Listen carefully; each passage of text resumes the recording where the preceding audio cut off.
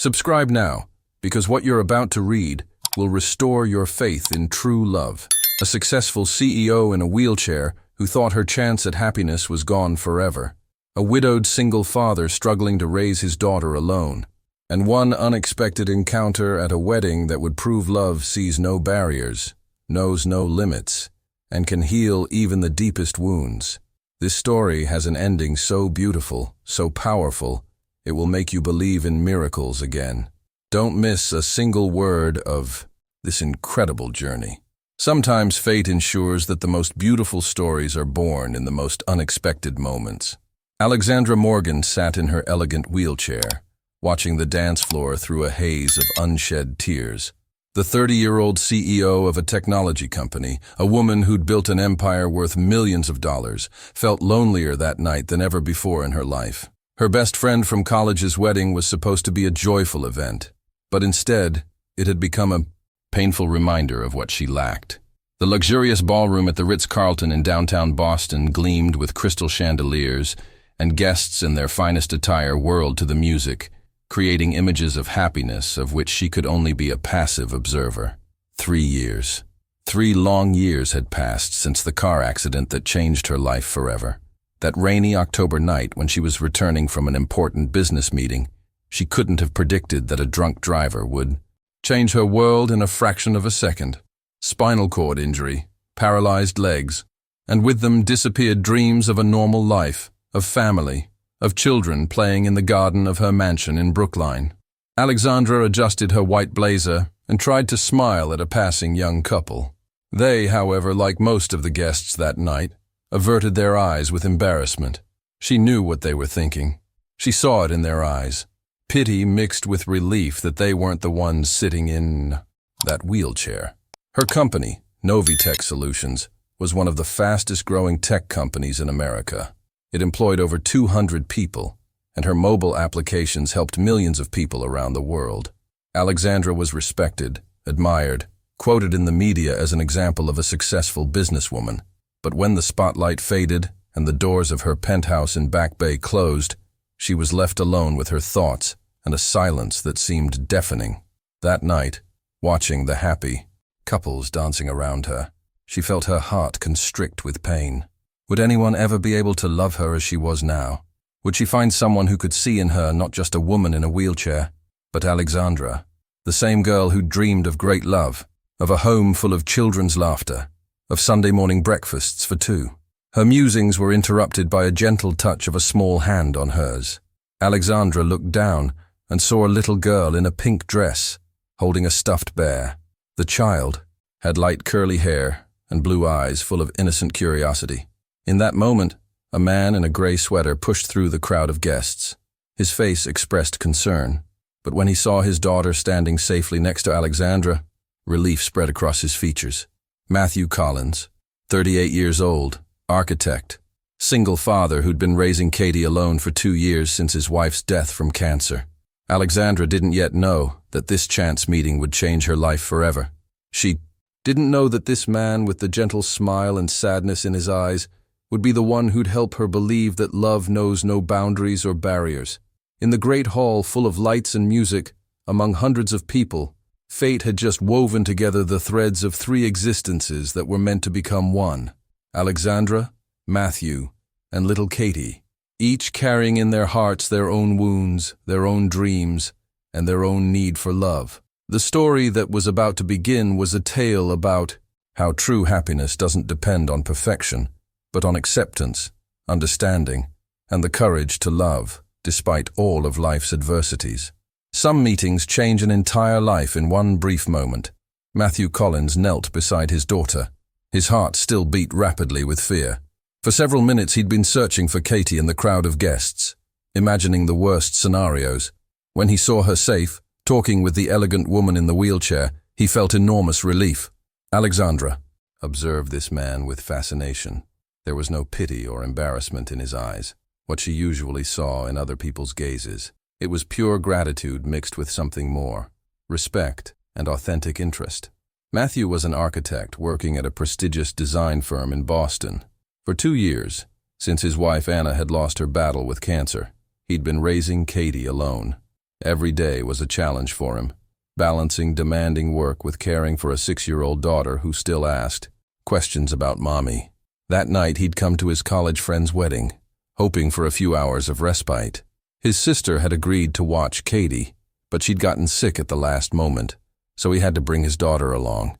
He didn't expect that this unplanned situation would lead to the most important meeting of his life. Katie, meanwhile, was hiding behind her father's back, but her curious eyes still looked at Alexandra. The girl had never seen anyone in a wheelchair before and was fascinated, but not in a way that could hurt. For her, Alexandra was simply a beautiful lady who had a special chair. "I'm so sorry," Matthew began, his voice warm but embarrassed. "Katie got away from me for a moment. I hope she didn't bother you." "Not at all," Alexandra replied with a gentle smile. "We were having a lovely conversation about her bear. His name is Mr. Buttons, right?" Katie nodded enthusiastically, emerging slightly from behind her father. "I'm Matthew Collins," he said, extending his hand. "And this is my daughter, Katie." "Alexandra Morgan," she replied, shaking his hand firmly. She noticed he didn't hesitate or handle her differently because of the wheelchair. His handshake was confident, respectful. What began as a brief introduction transformed into a conversation that lasted over an hour. They found an empty table away from the dance floor, and Katie sat between them, coloring in a little book Matthew had brought in his bag. Alexandra found herself opening up in a way she hadn't with anyone in years. She told him about her company, about how difficult it had been building a business in the male-dominated world of technology. Matthew listened attentively, noticing the spark in her eyes when she talked about her projects. Gradually, their conversation shifted to personal topics. Matthew told her about his work on residential projects for people with disabilities, buildings that were meant to be not only functional, but also beautiful and dignified. Alexandra was impressed by his approach. There was no condescension in him, but rather deep understanding of the needs of people like her. "I think," Matthew said thoughtfully, "that architecture should serve everyone equally. A wheelchair ramp shouldn't look like an afterthought or a compromise. It should be an integral part of beautiful design." "That's exactly what people don't understand," Alexandra responded with passion. "Accessibility isn't charity. It's just good design that benefits everyone." When the orchestra began playing slower songs and guests formed couples to dance, a strange silence hung between Alexandra and Matthew. Both watched the dance floor, each immersed in their own thoughts. Alexandra once again felt a pang of regret. She used to love dancing. Anna, Matthew's wife, had also been a wonderful dancer. But Katie, in her childish directness, interrupted this moment of melancholy. She asked Alexandra if she'd like to ride around the hall with her, holding her wheelchair. Alexandra, surprised by this proposition, agreed. And so for the next several minutes, the trio toured the hotel ballroom, Katie on one side of the wheelchair, Matthew on the other, and Alexandra in the center, for the first time in years feeling like part of something bigger than herself. The ballroom seemed transformed through Katie's eyes. The little girl pointed out decorations, commented on people's dresses, and asked endless questions about everything she saw. Her innocent enthusiasm was infectious. "Look, Daddy," Katie exclaimed. "That lady's dress looks like a princess." "It does, sweetheart," Matthew agreed, exchanging a smile with Alexandra. "Do you ever dress like a princess, Miss Alexandra?" Katie asked, with the brutal honesty only children possess. "Sometimes," Alexandra laughed, "when I go to fancy parties for work." "I bet you look beautiful," Katie said simply, as if stating an obvious fact. Alexandra felt her throat tighten. When was the last time someone had called her beautiful without it sounding like pity or forced politeness? As they made another circuit of the room, Matthew pushed the wheelchair slowly, matching Katie's pace. He told Alexandra about his daughter's love of drawing, about how she filled notebooks with sketches of houses and gardens. "She wants to be an architect like Daddy," he said with pride in his voice. Though last week she also wanted to be a veterinarian, a chef, and an astronaut. "I can be all of them," Katie declared confidently. "I believe you can," Alexandra agreed. "That's the wonderful thing about being 6. The whole world is still possible." Matthew caught something wistful in her tone. "It's still possible at 32, he said quietly, meeting her eyes. Their gazes held for a moment of understanding, of recognition, of something neither was quite ready to name. That evening they exchanged contact information and made plans for coffee the following week. Alexandra returned home with a feeling she hadn't experienced in years: hope. Matthew put Katie to bed, then sat by the window for a long time, thinking about the woman who, in the course of one evening, had restored his faith that life could still surprise him. Katie, already half asleep, murmured, "Daddy, I like the pretty lady with the special chair. Can we see her again?" "Yes, sweetheart," Matthew whispered, tucking the blanket around her. "I think we will." And for the first time since Anna's death, the thought of the future didn't fill him with dread, but with quiet anticipation. Sometimes the greatest courage is allowing someone to enter our hearts. A week after the wedding, Alexandra sat in a popular cafe in the North End, nervously checking her watch. She'd made plans with Matthew and Katie for an afternoon coffee, but now she was wondering if it had been a good idea. Throughout the week, she'd analyzed every word from their conversation, every gesture, every glance. Her assistant, Margaret, who'd known her since the beginning of her career, had noticed the change in her boss's behavior. For the first time in years, Alexandra seemed like someone thinking about something more than just work. Margaret, who was herself a mother of 2 children, secretly cheered for this new chapter in her boss's life. Matthew arrived punctually, holding the hand of an excited Katie, who'd been asking about the lady in the special chair for a week. The girl brought a drawing.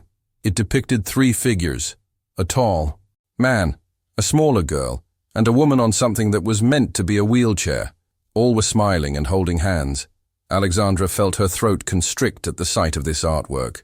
No one in years had drawn her as a happy person, and certainly not as part of a family scene. Katie proudly explained every element of her picture, while Matthew observed Alexandra's reaction with a gentle smile. During that first shared coffee, Alexandra told them about her accident, about the long months of rehabilitation, about learning to live in a new reality. She did it calmly, without dramatizing, but Matthew sensed the pain hidden beneath that apparent composure. In turn, he told her about the last months of Anna's illness, about how difficult it had been to explain to 4-year-old Katie why Mommy wouldn't be coming home anymore. The hardest part, he said quietly, stirring his coffee, was watching her wait by the window every afternoon. For weeks, she'd wait there, convinced that Anna would walk through the door and everything would be normal again. "How did you help her understand?" Alexandra asked. "Honestly," Matthew sighed, "I'm not sure I did it right. I told her that Mommy's body was too sick, but her love for Katie would never go away, that she's watching from heaven and wants Katie to be happy. Does she still ask about her? All the time, especially at bedtime. She wants stories about what Anna was like, what she liked to do. Sometimes I worry I'm not giving her enough. A father can't be both parents." "You're doing more than enough," Alexandra said firmly. "Katie is a wonderful child, happy, curious, kind. That doesn't happen by accident." Matthew looked at her with gratitude. "Thank you. I needed to hear that." Their stories were different, but they shared similar pain. The pain of losing what they'd considered certain and unchangeable. Both had to redefine their lives, their goals and dreams. Katie, unaware of the depth of the adult conversation, played with her crayons, drawing more pictures. In one of them, she drew a large house with many windows and a garden. When Alexandra asked what it was, the girl answered that it was a house where she'd like to live with Daddy, a house where there would be lots of room to play, and maybe room for someone else too. This innocent comment sent a spark of understanding between Alexandra and Matthew. Both understood they were searching for the same thing: home, family, a sense of belonging. Following weeks, their meetings became regular. Alexandra discovered the joy of being part of a small family, though no one said it aloud. Matthew, in turn, admired Alexandra's strength and determination, the way she handled daily challenges, her passion for work and life. Katie quickly grew fond of Alexandra, and she discovered maternal instincts in herself whose existence she'd forgotten. She helped the girl with homework, told her stories, and even taught her a few words in French. They went to the aquarium together on a rainy Saturday. Katie pressed her nose against the glass, watching the sea turtles glide through the water. "Miss Alexandra, do you think they're happy in there?" Katie asked. "I think so," Alexandra replied. "They have everything they need: food, safety, other turtles to swim with. But don't they want to be in the ocean, where there's more room?" It was a more profound question than the girl realized. Alexandra thought carefully before answering. Maybe sometimes, happiness isn't about having endless space. Maybe it's about having the right people or turtles around you in whatever space you have. Matthew, standing behind them, felt his chest tighten. Was she talking about turtles, or was she talking about herself? They went to children's museums, art galleries, parks. Everywhere they went, Alexandra noticed how Matthew naturally included her in activities, never making her feel like an obstacle or an afterthought. When they went to a playground, he found ways for her to participate, reading to Katie while the girl played nearby, helping her navigate the sandbox at ground level, being present in a way that felt natural, not forced. But not everything was easy. Alexandra still struggled with her own fears and insecurities. Was she ready to be not just a woman in a relationship, but also a mother? Did Matthew really want her? Or was he just looking for help raising his daughter? These doubts grew along with her feelings, creating an internal conflict that would soon explode in a way no one expected. The greatest enemy of love is often our own fears. A month after their first meeting, Alexandra sat in her office, looking through enormous windows at the Boston panorama. Her secretary had just informed her that one of their biggest investors had withdrawn from a project, citing concerns about the company's image being led by a person with disabilities. These words hit her like a slap. For years she'd built her company, proving to everyone she could compete with the best. But now, when her personal life was beginning to fall into place, the external world reminded her again of who she was in others' eyes. That same evening, she was supposed to go to a theater performance with Matthew and Katie. This was meant to be their first real date as a trio. But Alexandra had already started wondering if it was a good idea, whether people wouldn't look strangely at this unusual family, whether Katie wouldn't be embarrassed when other children saw her with a woman in a wheelchair. When Matthew came to pick her up, he immediately noticed something was wrong. Alexandra was silent, closed off.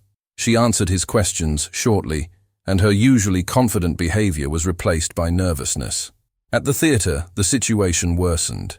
During intermission, Alexandra noticed how other families looked at them with curiosity. She heard whispers, saw pointing fingers.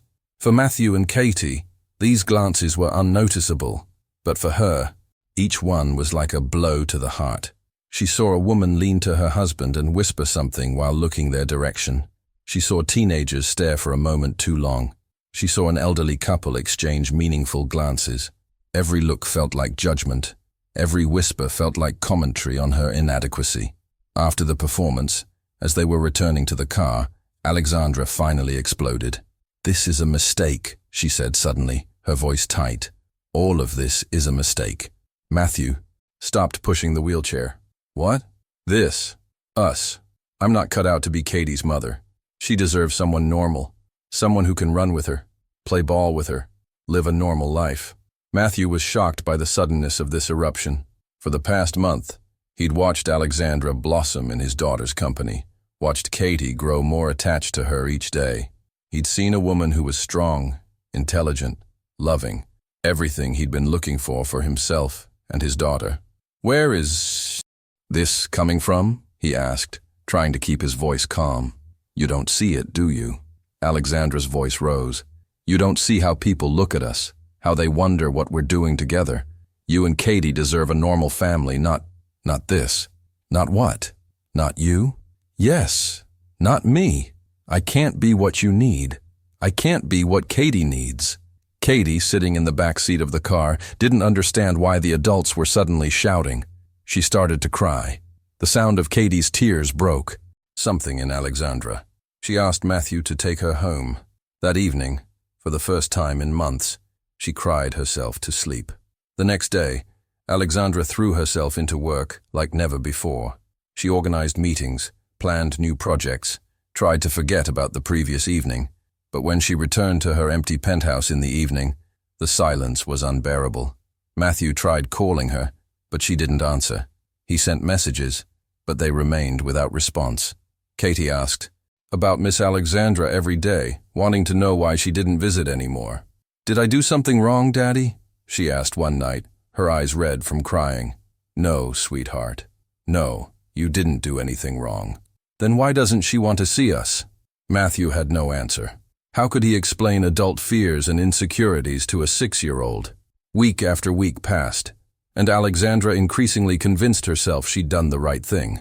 After all, she and Matthew came from different worlds. He was an ordinary architect who needed stability and normalcy for his daughter. She was a businesswoman with dysfunction whose life was full of complications. But at night, when she lay alone in her big bed, she knew she was making the biggest mistake of her life. She was pushing away the only chance at true happiness she'd been given since the accident. Meanwhile, Katie, in her childish wisdom, was preparing a plan that would change the course of events forever. A plan that would show everyone, that love knows no limits or restrictions. Sometimes children see the truth more clearly than adults. 3 weeks had passed since the last argument between Alexandra and Matthew. Katie asked her father about Miss Alexandra every day, and when she learned that Alexandra was busy with work, her little heart grew sadder and sadder. The 6-year-old girl couldn't understand why adults complicated their lives when it was so obvious that all 3 of them were happy together. That day, when Matthew went to the store, leaving her with their neighbor Mrs. Patterson, Katie decided to act. She remembered the address of Alexandra's company from the business card the woman had given her dad. With determination worthy of a true detective, the girl convinced Mrs. Patterson that Daddy had asked them to visit the lady with the special chair. The older woman, who for months had been watching Matthew be happier than ever since his wife's death, decided to help the little one. Together they drove to the Novitech Solutions building. Alexandra was sitting in her office, trying to focus on quarterly financial analysis, when the receptionist informed her that a little girl was waiting for her in the lobby, claiming she was very important. Alexandra's heart beat faster when she saw Katie's familiar silhouette on the monitor. When the girl entered the office, the atmosphere between them was strangely tense. Katie looked more serious than usual, and in her blue eyes, Alexandra saw determination that reminded her of her younger self. The girl didn't mince words. She asked directly why Alexandra no longer visited them and whether she'd done something wrong. Alexandra felt her throat constrict. How could she explain her fears and insecurities to a 6-year-old? Katie reached into her small backpack and pulled out a folded drawing. It was another of her artistic works, but this time it depicted sad figures. A man and a girl stood on one side of the page, and a woman in a wheelchair on the other. Between them was a large black line. With childish honesty, Katie explained that she'd drawn their family as it was now, divided and unhappy. She said that Daddy was sad, that she was sad too, and that she thought Alexandra was also unhappy. Then the girl asked a question that pierced Alexandra to the core. Did you stop liking us because Daddy sometimes cries at night? Or because I'm naughty? Or maybe because I'm not as smart as you? Alexandra couldn't hold back tears any longer. She took Katie onto her lap, and for the first time in weeks, felt complete. She explained to the girl that it wasn't her fault, that adults sometimes are afraid of things they shouldn't be afraid of. Katie, with wisdom beyond her years, said something that forever changed Alexandra's perspective. My mommy, before she died, told me that sometimes God gives us special people to fill the holes in our heart. Maybe your special chair isn't something bad. Maybe it's a sign that you're that, special person for us. In that moment, Alexandra understood that her greatest enemy wasn't people looking with curiosity or investors doubting her abilities. The greatest enemy was her own fear of being loved and of loving. That afternoon, for the first time in 3 weeks, Alexandra called Matthew. His voice broke when he heard hers. They agreed to meet the next day. That evening, Katie fell asleep, happy, holding in her little hands a new drawing in which 3 smiling figures stood together. Again, and the black line was replaced by a rainbow. True love begins when we stop running from ourselves. The next evening, Alexandra sat in the same cafe in the North End, where a month earlier she'd had her first date with Matthew and Katie. This time she was waiting only for him. The girl had stayed with Grandma Patterson, who'd agreed with a smile to help with this important conversation. Matthew entered punctually, but Alexandra immediately noticed changes in his appearance. He was thinner, had shadows under his eyes, and his usually confident steps seemed less assured. These 3 weeks of separation had been as difficult for him as for her. They sat across from each other, and the silence between them was so thick you could cut it with a knife. Alexandra was first to break the silence. apologizing for her behavior at the theater and for weeks of avoiding contact. She told him about her fears, about the investor's comment that had undermined her self-confidence, about the sleepless nights during which she'd wondered whether she had the right to enter Katie's life. Matthew listened attentively, and in his eyes Alexandra saw pain, but also understanding. When she finished, he said something that stayed deep in her memory. "Alexandra, for the past 3 weeks I've been wondering if maybe you were right. Maybe you really aren't cut out to be Katie's mother, but not for the reasons you think." Alexandra felt her heart stop for a moment. Matthew continued, "I wondered whether a person who gives up on love so easily, who runs away from the first difficulty so quickly, really is suited for building a family." He paused, taking a breath. "But then Katie came back from seeing you that day, glowing, talking about how you talked, how you held her, how you cried together, and I understood that I'd misjudged the situation." He explained that during those 3 weeks he'd talked with his friends, with a child psychologist, even with parents of other children with disabilities. Everyone told him the same thing, that love and care are more important than physical limitations. "My daughter has been sleeping with your photo under her pillow for a month," he said quietly. "She draws us as a family. She plans vacations together. She tells friends at preschool about her second mommy. And I think every evening about what our future would be like if not for your fear." Alexandra was crying openly now. She realized that through her fears, she'd not only hurt herself but also 2 people who'd become the most important in the world to her. Matthew reached his hand across the table and gently touched hers. "I'm not asking you to be perfect," he said. "I'm only asking you to be real, to stop running from what we all 3 feel." That evening they talked for a long time about everything, about the future, about challenges they'd have to overcome, about how they'd explain their unusual situation to others. Alexandra told him about her company, about plans for foreign expansion, about her dream of founding a charity to help people with disabilities start their own businesses. Matthew in turn told her about his architectural projects, about how after meeting her he'd begun specializing in spaces accessible to everyone. He showed her sketches of a new residential development he was designing, a place where people with disabilities could live fully integrated with the community. When they left the cafe, Alexandra felt that something fundamental had changed in her. For the first time since the accident, she didn't feel like a disabled person trying to live in a world created for the able-bodied. She felt simply like a woman who loved and was loved. The next day she was to see Katie. The girl was already preparing a plan for their trio's next adventure, not knowing that soon this adventure would become their everyday life. Sometimes the greatest miracles happen when we stop expecting them. 2 months later, Alexandra sat in the living room of her penthouse, watching a scene that even 6 months ago would have seemed impossible. Katie lay on the carpet, drawing another of her pictures, while Matthew knelt assembling furniture for a dollhouse, a gift Alexandra had bought the girl for her name day. These last weeks had been a time of slowly building trust and closeness.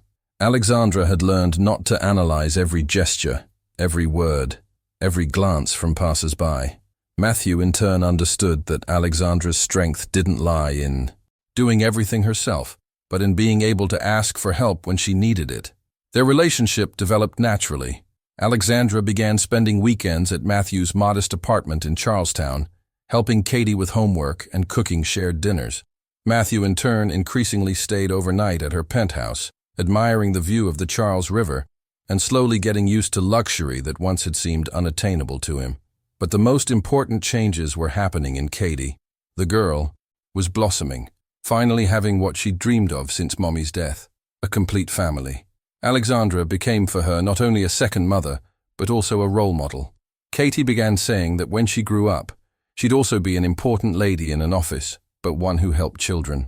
That particular evening, the atmosphere was especially warm. Outside it was raining, but inside there was coziness. Alexandra had just finished reading Katie a bedtime story when the girl asked a question that hung in the air like a spark. "Can we be a real family? The kind where everyone has the same last name?" Alexandra and Matthew looked at each other over the child's head. They'd both been thinking about this possibility, but no one had dared to broach the subject yet. Matthew gently explained to Katie that to become a real family, adults have to get married, and that means they love each other very much and want to be together forever. Katie, with her typical directness, asked, "So why haven't you gotten married yet? I already know I want to be with you forever." That night, when Katie was already asleep, Alexandra and Matthew talked for a long time about the future. They both knew that what was between them was more than romance or infatuation. It was a partnership based on respect, understanding, and true love. Matthew talked about his concerns. Would he, as an ordinary architect, be able to function in the business world that was Alexandra's domain? She, in turn, confessed her biggest fear. Would she be a good mother to Katie? Could she give her what a growing child needs? But as they talked, both understood that their doubts were natural and that together they'd be able to overcome all difficulties. Alexandra had strength and determination. Matthew had warmth and emotional stability. Katie gave them both purpose and meaning. The following week, Alexandra made a decision that surprised everyone around her. She announced that a special division would be created in her company for creating applications and technological solutions for people with disabilities. At the head of this division stood a newly hired specialist, Matthew, who combined his architectural knowledge with a new passion for technology. This was more than offering a job to a partner. This was creating a shared vision of the future in which their different skills and experiences created a whole. Katie was delighted that now her parents worked together. At preschool, she told everyone that she had a businesswoman mommy and an architect daddy, and that together they did things that helped other children. That evening, when Alexandra and Matthew sat on the terrace looking at illuminated Boston, they both knew they were ready for the next step, a step that would officially connect their three lives into one. Love doesn't ask for permission. It simply is and changes everything around it. 3 months later, Boston was preparing for its first snows, and in Alexandra's penthouse there was joyful commotion. Matthew had officially proposed 2 weeks earlier in a way that perfectly reflected their unusual love story. It happened during a Saturday walk through the Boston Public Garden. Katie was running ahead of them, collecting colorful autumn leaves, when she suddenly stopped by a bench and shouted, "Daddy, come quick! There's something here for you and Mommy Alexandra." On the bench lay a small wooden box with an engraved inscription, "For our family." Inside were 3 rings, an elegant engagement ring with a diamond for Alexandra, a wedding band for Matthew, and a small symbolic ring for Katie, so she too would feel part of this ceremony. Matthew knelt on one knee beside Alexandra's wheelchair and said words that would forever be etched in her memory. "Alexandra, over the past months you've taught me that love isn't about the absence of problems, but about the willingness to solve them together. Will you become my wife and Katie's mother, for better and for worse?" Alexandra cried with happiness, and Katie danced around them shouting, "Yes, yes, yes," on behalf of everyone. Passers-by stopped, smiling at the sight of this extraordinary scene, and Alexandra, for the first time in her life, didn't care about their looks. Now, preparing for the wedding that was to take place in a month, Alexandra discovered that planning a wedding was a completely different challenge than managing a company. She wanted everything to be perfect, but at the same time, practical and accessible for guests with disabilities. Matthew, using his architectural experience, found the perfect place, an elegant estate in Concord that was fully adapted to the needs of people using wheelchairs. The ballroom had glass walls overlooking a beautiful garden, and special platforms allowed all guests to move freely. Katie was officially appointed chief wedding assistant and took this role very seriously. She helped choose flowers. They decided on white roses and pink peonies. She taste-tested wedding cakes, definitely too many, as a laughing Matthew said. And above all, she designed her bridesmaid's dress, which was to be pink like candy, but elegant like Mommy Alexandra. Organizing the wedding also brought unexpected challenges. Some members of Matthew's family initially had doubts about this union. His aunt, an elderly and conservative woman, directly asked whether a relationship with a disabled woman was a good decision for Katie. These words hurt Alexandra very much, but Matthew firmly stood in her defense. At a family gathering, in front of the entire family, he said something that forever silenced all malicious comments. "Katie has gained not only a new mother, but also a role model of a strong, independent woman who fights for her dreams. If that's not a good example for my daughter, then I don't know what is. From that moment, Matthew's family began treating Alexandra with respect, and his aunt even apologized for her words. Alexandra, in turn, had to deal with her own fears. Would she be able to be a traditional wife and mother? Could she balance business demands with family life? Wouldn't her disability become a burden for the family in the future? These doubts were dispelled by her own sister, Margaret, who came from New York for the final wedding dress fitting. "Alexandra," she said, helping her put on the beautiful dress of lace and silk, specially designed for a bride in a wheelchair. "Your whole life you've been a perfectionist. Now for the first time, allow yourself to just be happy." 2 weeks before the wedding, Alexandra made one more important decision. Together with Matthew, they founded the New Beginnings Foundation, which was to help people with disabilities build professional careers and personal relationships. The foundation's first project was to be a rehabilitation center combined with an educational center, where people after accidents could not only regain physical fitness, but also learn new professional skills. Katie was delighted that her parents would be helping other people with special chairs, and she was already planning how she'd help them when she grew up. On the eve of the wedding, when Alexandra sat in her office finalizing the last business details before a several-day vacation, she reflected on the path she'd traveled. From a lonely businesswoman who thought her personal life was over, to a woman preparing for marriage with the man of her dreams and adopting a child she loved as her own. Tomorrow would be the most important day of her life, the day she'd officially become part of a real family. True love knows no barriers. It connects hearts despite all adversities. Saturday morning in December was frosty but sunny. Alexandra woke up in her penthouse for the last time as a bride-to-be. Outside the window, Boston gleamed in the morning sun, and she felt in her heart a peace she hadn't experienced in years. Margaret, her sister, and her best friend from college days, Emily, were helping her with preparations. The wedding dress, specially designed for her by a renowned seamstress, was a work of art, an elegant silk creation that perfectly complemented the wheelchair, not hiding it, but making it part of the whole. "You've never looked more beautiful," Margaret said, adjusting Alexandra's veil. "But it's not because of the dress or makeup. You're just radiating happiness." Alexandra knew her sister was right. For the first time in her life, she felt complete, ready for everything the future would bring. Meanwhile, in the small apartment in Charlestown, Matthew was preparing with the help of his best man, his best friend from college, Peter. Katie ran around the apartment in her pink bridesmaid dress, more excited than ever in her life. "Daddy," she said, hugging Matthew's leg, "after the wedding, can I call Miss Alexandra Mommy?" Matthew knelt to be at his daughter's eye level. "Of course, sweetheart. Alexandra very much wants to be your mommy, your real mommy. And will Mommy Anna from heaven be happy?" the girl asked, with a seriousness that moved everyone present. "I'm sure Mommy Anna is very happy seeing how loved you are," Matthew answered, feeling his throat constrict. The ceremony was to take place at Trinity Church in Copley Square, a symbolic choice due to its reputation for inclusivity and accessibility. Father Morrison, after long conversations with the young couple, had agreed to an unusual ceremony in which Katie would play a special role. When guests began gathering in the church, Alexandra waited in a specially prepared room next to the sanctuary.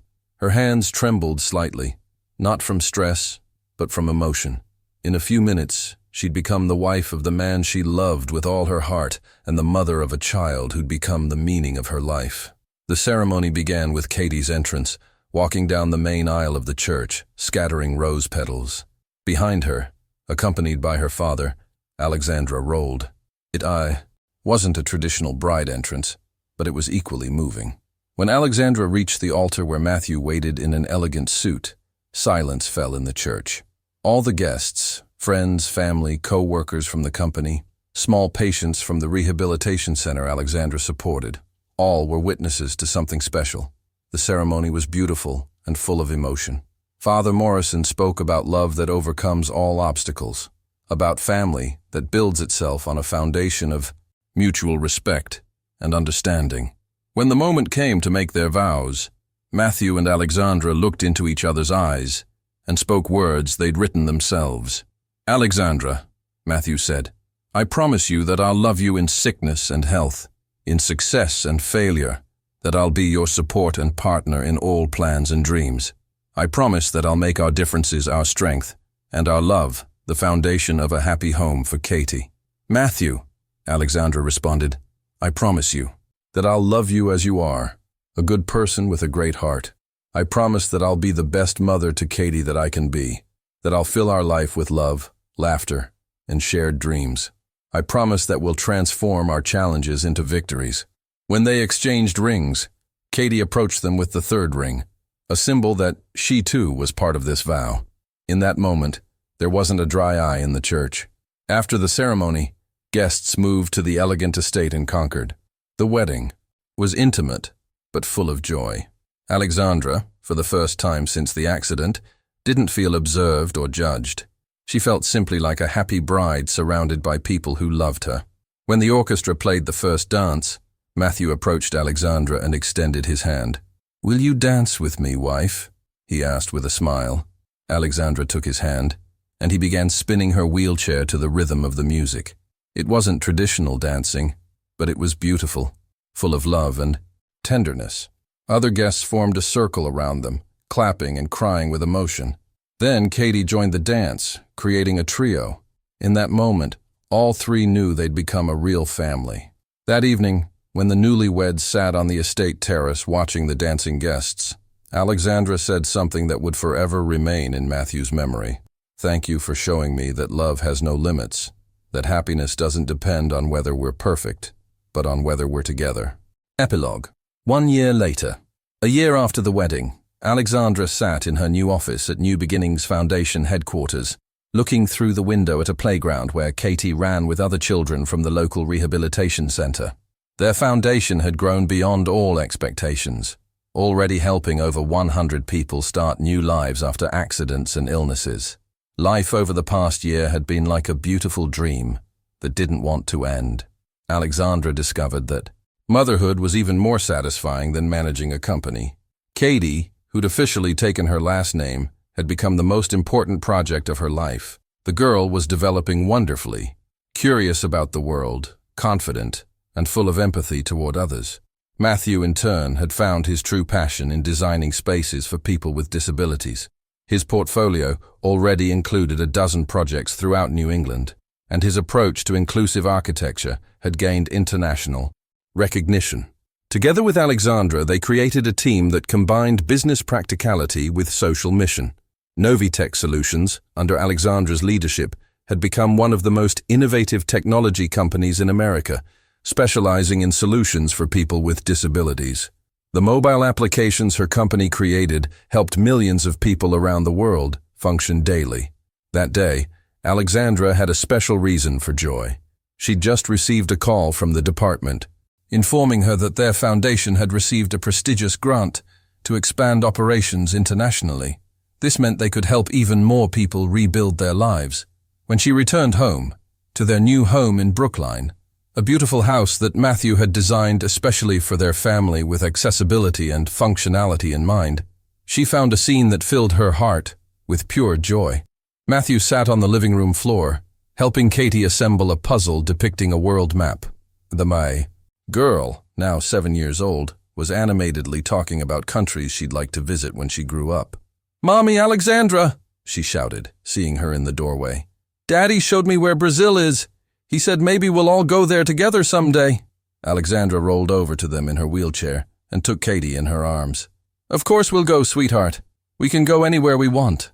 That evening, when Katie was already asleep, Alexandra and Matthew sat in the garden, planning vacation and talking about plans for the future. Alexandra had just informed her husband about the grant, and he'd shared with her his idea for a new project, an international training center for architects specializing in inclusive spaces. "Sometimes I can't believe all of this is real," Alexandra said, looking at the starry sky. "Just 2 years ago I thought my personal life was over. And now," Matthew finished, taking her hand in his, "we have everything we dreamed of, and even more." In that moment, Katie's voice reached them from the house. "Mommy, Daddy, can you come? I'm having a weird dream." They both laughed and headed toward the house. This was their everyday life, beautiful, ordinary, full of small joys and challenges. 3 months later, during the opening ceremony of the Foundation's first international center, Alexandra gave a speech that was broadcast by television stations throughout America. "Ladies and gentlemen," she said, standing on the podium with Matthew and Katie in the asiento. "First row. Each of our stories can seem finished at the moment when fate touches us. An accident, illness, loss, all of this can make us believe that our best days are behind us. But I'm here to tell you something different. I'm here with my family to show you that every ending is simultaneously a new beginning, that love, determination, and mutual support can overcome every obstacle." Silence fell in the hall, then applause exploded. In the first row, Katie waved to her mommy, and Matthew wiped a tear from his eye. After the speech, the family returned home. Katie, as always in the evening, asked for a bedtime story. This time she wanted to hear the true story of how her parents met. "Once upon a time," Alexandra began, stroking her daughter's hair, "there was a lonely heart that thought it would never find its other half. And there was another lonely heart that was also afraid it would remain alone forever. But one evening at a beautiful ball, their paths crossed. Katie fell, asleep with a smile on her lips, holding in her little hands a photo from her parents' wedding. Alexandra and Matthew stayed a while longer in their daughter's room, watching the sleeping child. "Do you think she'll be happy?" Alexandra asked quietly. "I'm sure of it," Matthew replied. "She has the best mother in the world, and has a whole world of possibilities ahead of her."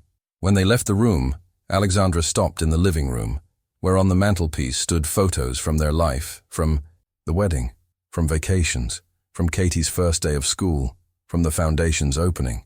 This was a chronicle of their happiness, proof that love truly knows no limits. The story of Alexandra, Matthew, and Katie was proof that true happiness doesn't depend on the absence of problems, but on having someone who helps us solve them. That family isn't only blood ties, but above all ties of the heart.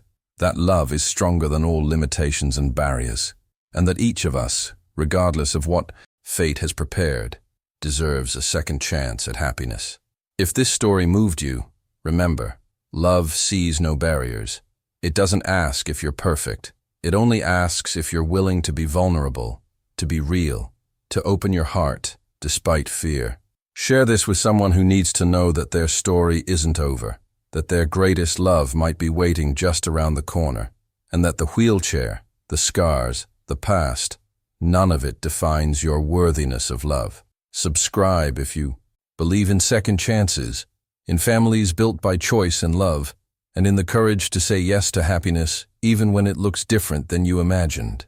Because sometimes the most beautiful love stories begin with 3 people, a wedding, and one brave little girl who refused to let fear win.